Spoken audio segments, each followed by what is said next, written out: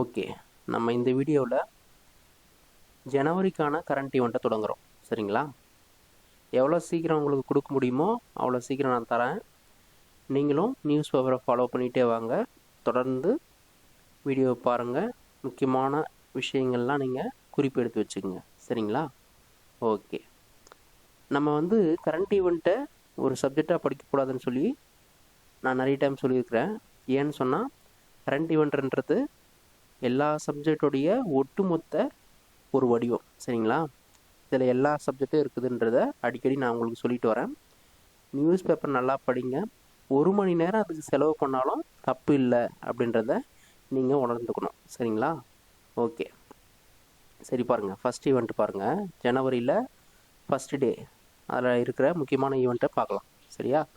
Okay, சர்வதேச பிரம்மஞான சபை மாநாடு. சர்வதேச பிரம்மஞான சபை மாநாடு எங்கே நடைபெற்றது அப்படின்னு சொல்லி பார்த்தீங்கன்னா சென்னை. சரிங்களா? சர்வதேச பிரம்மஞான சபை. சரிங்களா? இந்த பிரம்மஞான சபை பார்த்தீங்கன்னா அன்னி பெசன்ட் அம்மையாரால் இங்கே சென்னையில் தலைமையாக அவங்கள வச்சு நடைபெற்றது. சரிங்களா? ஃபஸ்ட்டு பார்த்தீங்கன்னா 1875 இந்த பிரம்மஞான சபை அப்படின்னு சொல்கிறது நியூயார்க்கில் நிறுவப்பட்ட ஒரு அமைப்பு. சரிங்களா? அதன் பிறகு 1882 எங்கே வருதுங்க, சென்னைக்கு சென்னையில் அடையாருக்கு மாற்றப்படுது. சரிங்களா? சென்னை அடையாருக்கு மாற்றப்படுது. தலைமையகமாக வச்சு அதுக்கப்புறம் செயல்பட்டுச்சு. சரிங்களா? உலகளவிய ஆன்மீக மற்றும் தத்துவ இயக்கமாக இது வளர்ந்தது. சரிங்களா? இந்த 150வது சர்வதேச பிரம்மஞான சபை மாநாட்டில் கருப்பொருள் ஒன்று வச்சுருந்தாங்க. அந்த கருப்பொருள் பார்த்திங்கன்னா ஒரு உலகம் ஒரு வாழ்க்கை. சரிங்களா? ஒரு உலகம் ஒரு வாழ்க்கை, புதிய மனித குலத்தின் உணர்வு அப்படின்ற டாப்பிக்கில் தான் இந்த மாநாடு நடைபெற்றது. எங்கே நடைபெற்றதுன்னு சொல்லி பார்த்தீங்கன்னா சென்னையில் நடைபெற்றது. 1875 நியூயார்க்கில் நிறுவப்பட்டது. 1882 சென்னை அடையாருக்கு மாற்றப்பட்டது. எக்ஸ்ட்ரா தகவல்னு சொல்லி பார்த்தீங்கன்னா அன்னி பெசன்ட் அம்மையாரோடைய முயற்சி தான் ரொம்ப ரொம்ப முக்கியம். ஓகேங்களா? இது பார்த்தீங்கன்னா ஹிஸ்ட்ரி ரிலேட்டடான ஒரு கரண்ட் ஈவெண்ட். சரிங்களா?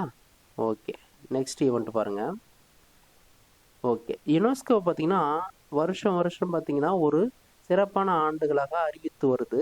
அந்த வகையில் 2025 வருஷத்தை சர்வதேச குவாண்டம் அறிவியல் மற்றும் தொழில்நுட்ப ஆண்டு, சர்வதேச குவாண்டம் அறிவியல் மற்றும் தொழில்நுட்ப ஆண்டாக அறிவித்திருக்கிறது. சரிங்களா?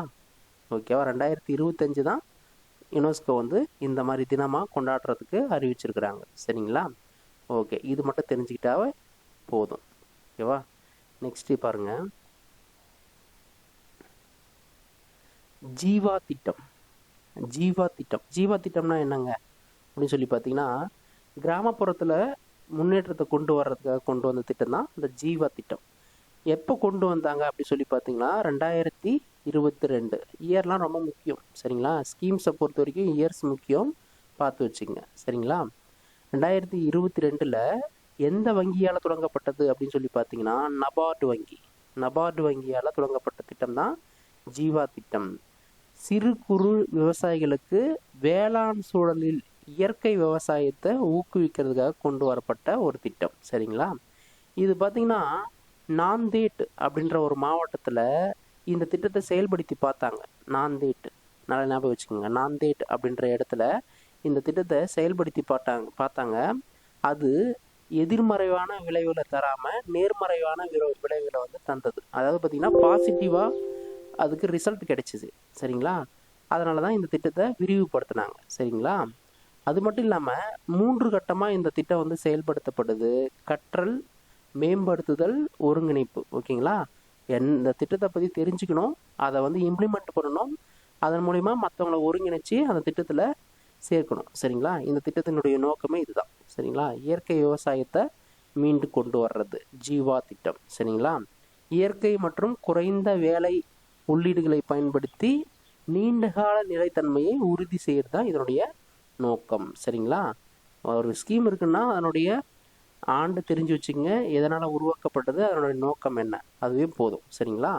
ஓகே, நெக்ஸ்ட் பார்க்கலாமா?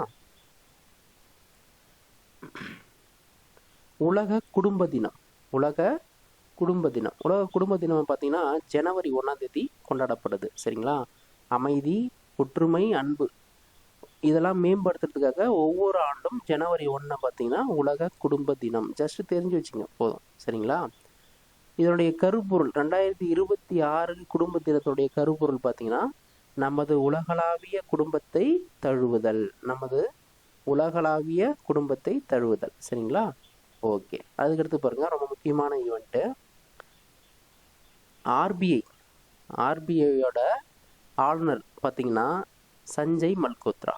ஆர்பிஐயோட ஆளுநர் யாருங்க? சஞ்சய் மல்கோத்ரா. சரிங்களா? எக்கனாமிக்ஸில் ரொம்ப முக்கியமான கொஷின்ஸ் இதெல்லாம். சரிங்களா?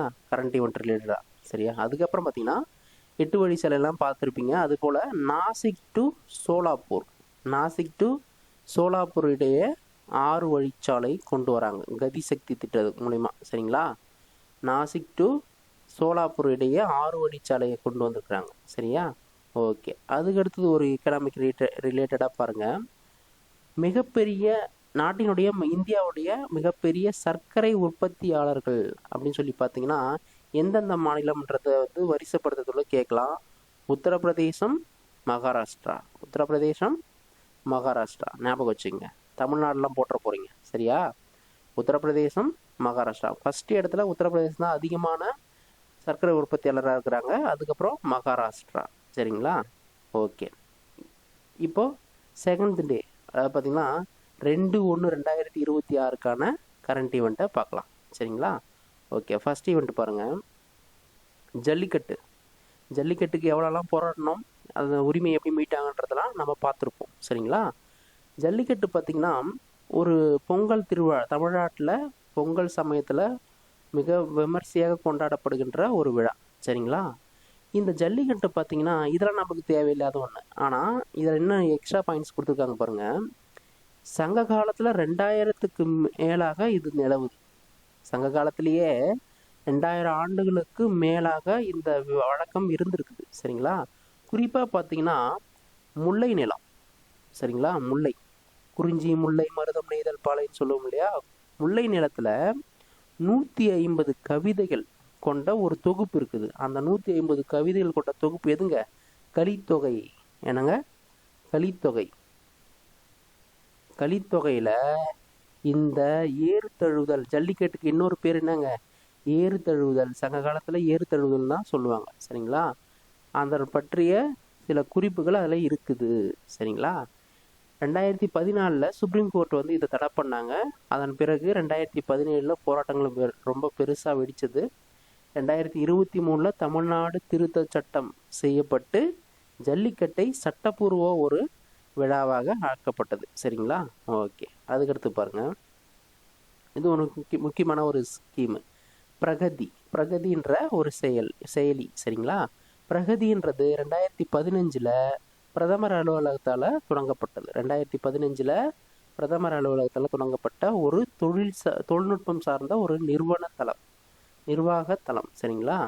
இதனுடைய நோக்கம் பார்த்திங்கன்னா பொது நிர்வாகத்தை மேம்படுத்துறது, அரசின் திட்டங்களை சரியான நேரத்தில் செயல்படுத்துவதை உறுதி செய்தல். சரிங்களா? பொது நிர்வாகத்தை மேம்படுத்துறது, அரசின் திட்டங்களை சரியான நேரத்தில் செயல்படுத்துறது. இதுதான் பிரகதி. 2015 பிரதமர் அலுவலகத்தால் கொண்டு வரப்பட்ட ஒரு திட்டம். சரிங்களா?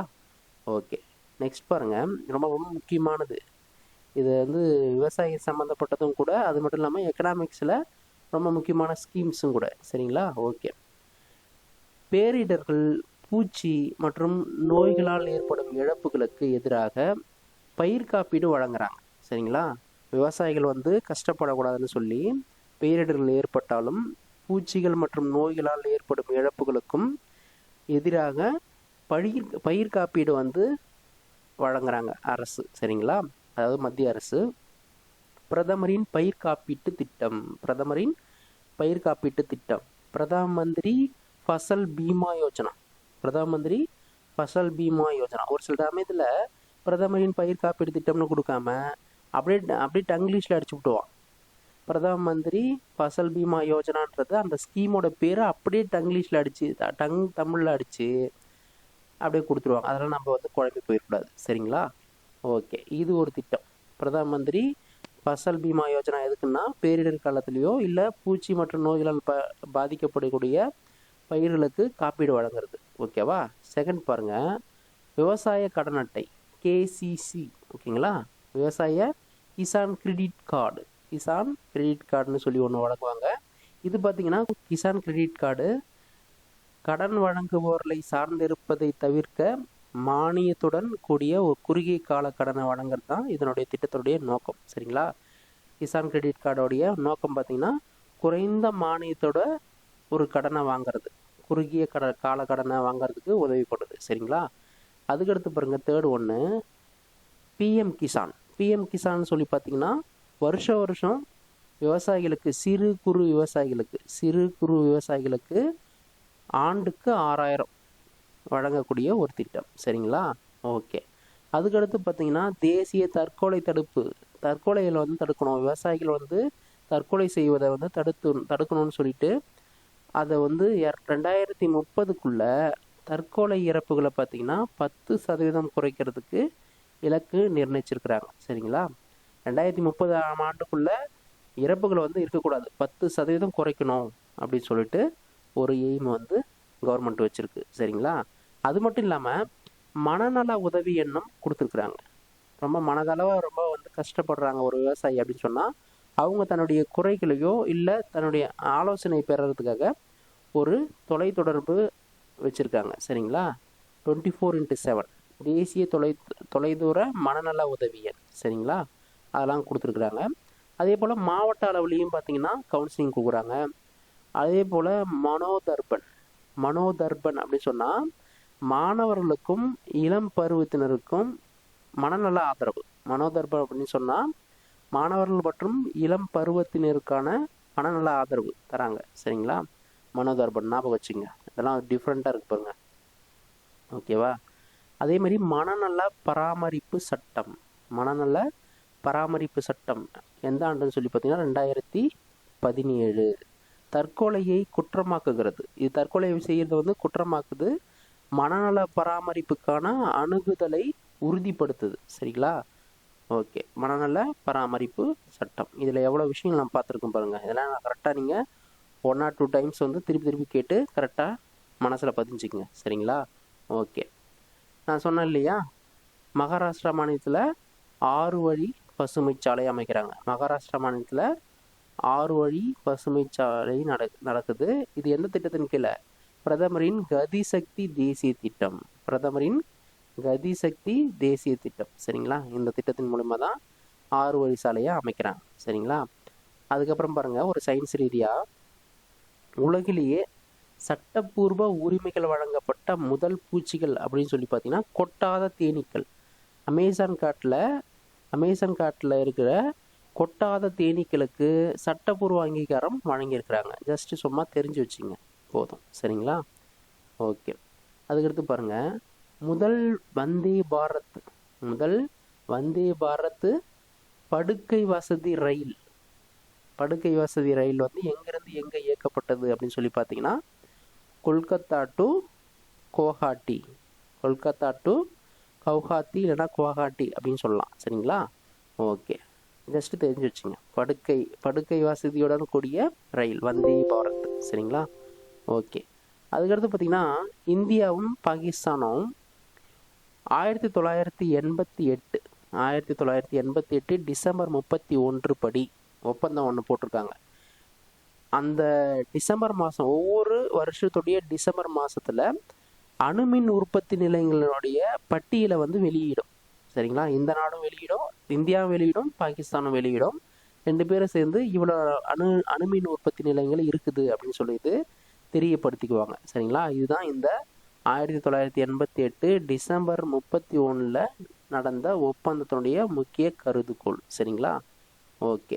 நெக்ஸ்ட், இந்தியாவில் கடந்த ஆண்டுனா 2025 அப்படின்னு வச்சுக்கோங்க. சரிங்களா? 166 புலி உயிரிழந்திருக்குது. சரிங்களா? 166 புலி வந்து இறந்து போயிடுச்சு. புலிகள் மாநிலம்னு சொல்கிறது எதுங்க சொல்லுவோம்? மத்திய பிரதேசம். புலிகள் மாநிலம் சொல்கிறது மத்திய பிரதேசம் அப்படின்னு சொல்கிறாங்க. சரிங்களா? ஜஸ்ட்டு ஒன்று தெரிஞ்சு வச்சுங்க, புலி மாநிலங்கள்னு சொன்னால் மத்திய பிரதேசம். இதில் சில காட்டவரி பிரச்சனை இருக்குது, அதை நான் அப்புறம் தெளிவுபடுத்தி சொல்கிறேன். சரிங்களா? புலி மாநிலம் சொல்லி குஜராத் கூட சொல்கிறாங்க. சரிங்களா? ஓகே ஓகே ஃப்ரெண்ட்ஸ், நெக்ஸ்ட் வீடியோவில் அதுக்கடுத்த ஈவெண்ட்ஸ், முக்கியமான ஈவெண்ட்ஸ்லாம் பார்க்கலாம். சரிங்களா? Okay, thank you.